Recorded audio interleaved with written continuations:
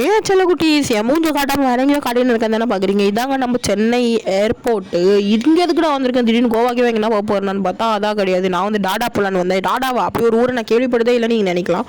அதாங்க நம்ம புதுசாக ஏர்போர்ட்டில் ஹேரோ ஹப் அப்படின்னு பிவிஆரில் ஒரு தேட்டர் ஓப்பன் பண்ணியிருக்காங்க இல்லையா. ஸோ அதுக்கு தான் வந்திருந்தேன்.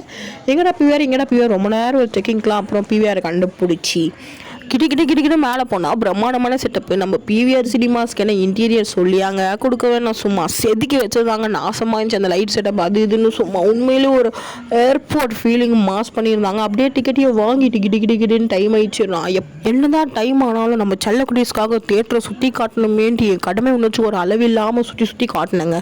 அப்படியும் டைம் ஆயிடுச்சு. 5 தேட்டரில் எந்த தேட்டர்னு தெரியாமல் ரொம்ப நேரம் சுற்றி கண்டுபிடிச்சி தேடி கடைசியில் டைட்டில் கார்டே போட்டுருவாங்க போலங்க. நான் இன்னும் உள்ளே போகல. சரி கஷ்டப்பட்டு தேட்டரை கண்டுபிடிச்சி உள்ளே போயிட்டேன். இதுக்கு அடுத்ததுனால ஆச்சுன்னு பார்ட் 2ல பார்க்கலாம். பாய்.